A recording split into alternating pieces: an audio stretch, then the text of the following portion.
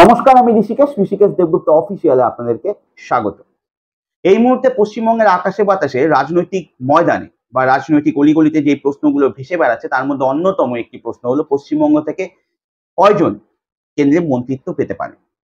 2019 সালে যখন 18টি লোকসভা কেন্দ্রে জিতেছিল বিজেপি, তখন দুজন প্রতিমন্ত্রী হয়েছিলেন। একজন বাবুল সুপ্রিয় আসানসোল থেকে জিতে এবং আরেকজন দেবশ্রী চৌধুরী রায়গঞ্জের থেকে জিতেছিল।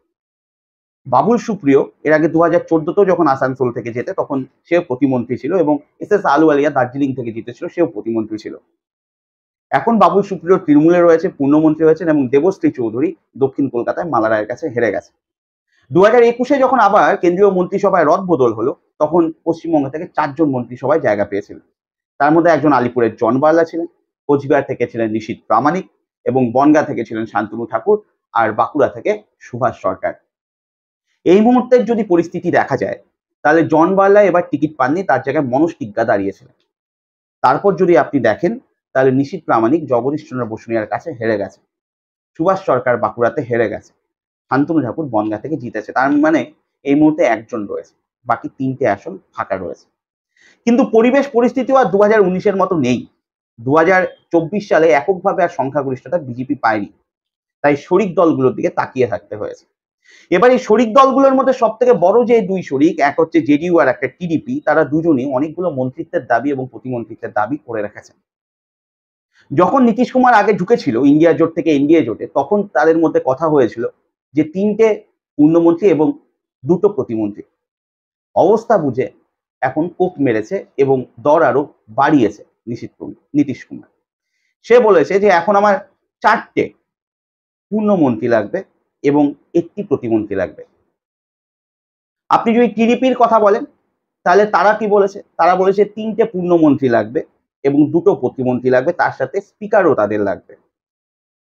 আপনি এবার চিরাগ পাসওয়ানের কথা ছেড়েই দিন, 5টি সাংসদ রয়েছে।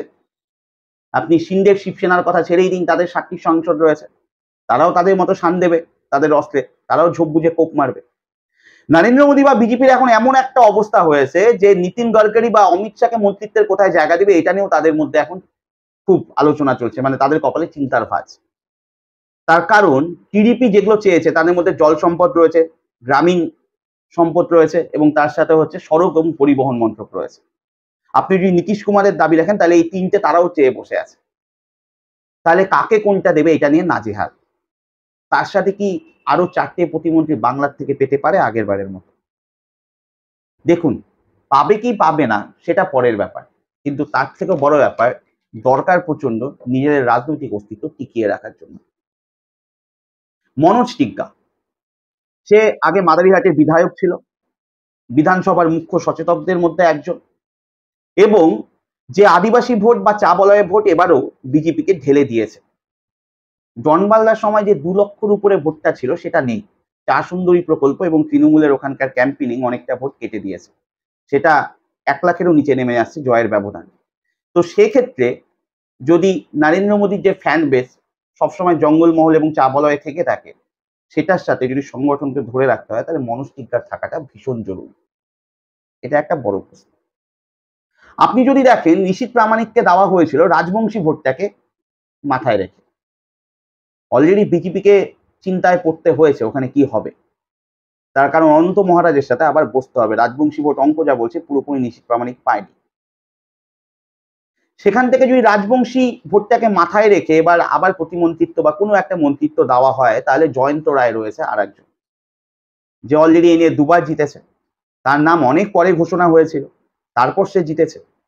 চিন্তার আরো একটা ব্যাপার আছে, আগের বার ব্যবধান ছিল 1,84,000, সেটা কমে 86,000-এ এসছে।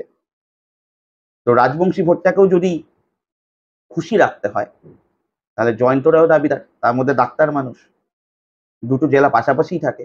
ইভেন আলিপুর, কোচবিহার, জলপাইগুড়ি 3টেই পাশাপাশি জেলা, 3টে লোকসভা কেন্দ্রও পাশাপাশি। সেখান থেকে জয়ন্ত রায়ের দাবিটাও উঠে আসতে পারে। জয়ন্ত রায়কে আরো জরুরি, তার কারণটা জলপাইগুড়ি জেলায় এবার যা রেজাল্ট হয়েছে তার পিছনে নমশূদ্র ভোটের একটা বড় অবদান রয়েছে। তাই বিজেপি যদি নমশূদ্র ভোটটাকেও খুশি করতে চায়, যদিও রাজবংশী কমিউনিটি থেকে জয়ন্ত রায় আসে, তারপরেও একটা বলতে পারবে যে জলপাইগুড়ির মুখের দিকে তাকিয়ে, সেখানকার নমশূদ্র ভোটের দিকে তাকিয়ে আমরা জয়ন্ত রায়কে করেছি। জয়ন্ত রায় আরো একদিক থেকে জরুরি। জয়ন্ত রায় যদি জিতেও যায় আমি একটু আগে যেটা বলেছিলাম যে নরেন্দ্র মোদী যেখানে যেখানে ফ্যান বেস সব থেকে বেশি থাকে সেটা হচ্ছে চা বলয়, মালবাজার এসটিসি চা বলয় একটা এরিয়া, সেখান থেকে এবারও তৃণমূল কংগ্রেস লিড পেয়েছে। মন্ত্রী বুলুচিক বড়াইয়ের এরিয়া ওটা। তাই সেখান থেকে যদি দেখা যায় তাহলে জয়ন্ত রায়ের গুরুত্ব কম নয়। আর জয়ন্ত রায়কে দিলে নমশূদ্র ভোট, চা বলয়ের একটা অংশ এবং তার সাথে রাজবংশী ভোট, তিনটেকেই তুষ্ট করা যেতে পারে। এবার আসি শান্তনু ঠাকুর। আগেও ছিল, এখনো আছে, এবং মতুয়া ভোট এই মুহূর্তে বিজেপির কাছে সম্পদ।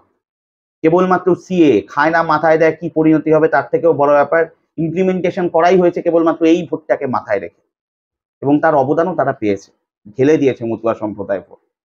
আর শান্তনু ঠাকুরের যদি ট্র্যাক রেকর্ড দেখা যায়, পানের থেকে চুন খসলে দল বিরোধী কথাবার্তা সে অনেকবার প্রকাশ্যে বলেছে বা দলের সমালোচনাও করেছে প্রকাশ্যে জনসমক্ষে।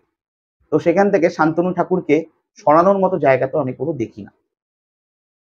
এবার আপনি চলে আসুন অভিজিৎ গঙ্গোপাধ্যায়, নতুন মুখ, সব থেকে ভারী মুখ ছিল এবং হেভিওয়েট ক্যান্ডিডেট ছিল বিজেপি, জিতেও এসছে, লড়াই করেছে খুব, শুভেন্দুর ক্যান্ডিডেট বলতে পারেন এক কথায়। তো সেখান থেকে এবার যদি রাজ্যে 2026-এর জন্য প্রস্তুতি নিয়ে মুখ বানিয়ে কাউকে এগোতে হয়, তাহলে অভিজিৎ গঙ্গোপাধ্যায় যথেষ্ট একটি ভালো এবং যোগ্য মুখ। সেক্ষেত্রে অভিজিৎ গঙ্গোপাধ্যায়ের কি করা যাবে? দেখুন, মনস্তিজ্ঞার জায়গায় একটা ব্যাপার আছে, 6 মাস পরে যে উপনির্বাচনটা হবে, মাদারিহাটে কেউ না কেউ দাঁড়াবে এবং ওটা বিজেপিরই বেশ, সেখান থেকে জেতার প্রবল চান্সেস রয়েছে বা সুযোগ রয়েছে, সম্ভাবনা রয়েছে বিজেপি ক্যান্ডিডেটের। তো তাকে আবার বিধানসভায় সচেতন করে দিতে পারে তারা, কিন্তু বাকি জায়গাগুলোতে আর মন্ত্রিত্ব ছাড়া বা প্রতিমন্ত্রিত্ব ছাড়া মেকআপ দেওয়ার মতো জায়গা নেই। তাই যদি আমার হিসেবে বলেন, আগের বার 4টার জায়গায় যদি এবার 2টো দিতে হয় গোটা পশ্চিমবঙ্গ থেকে, তাহলে আমার মনে হয় এগিয়ে রয়েছে শান্তনু ঠাকুর এবং জয়ন্ত রায়। তার কারণ পুরুলিয়ার যিনি রয়েছেন তিনিও কড়া নাড়বেন। বাঁকুড়ার সুভাষ সরকার হেরে গেছেন। মেদিনীপুর, বাঁকুড়া, পুরুলিয়ার এই যে জঙ্গলমহল জায়গাটা, সেখান থেকে কাউকে না কাউকে একবার করতে হবে, কারণ এইটা একটা সব থেকে শক্ত ঘাঁটি ছিল এবং সেখান থেকে মানুষ মুখ ফিরিয়ে নিয়েছে। তো সেখানেও জ্যোতির্ময় মাহাতোকে দেওয়া যায় কিনা সেটা নিয়েও ভাবনা চিন্তা চলবে। তবে দিনের শেষে আবারও বলছি, আমার মনে হয় শান্তনু ঠাকুর এবং জয়ন্ত রায় সব থেকে এগিয়ে রয়েছে। আপনাদের কি মতামত আপনারা অবশ্যই জানাবেন। নমস্কার, ভালো থাকবেন।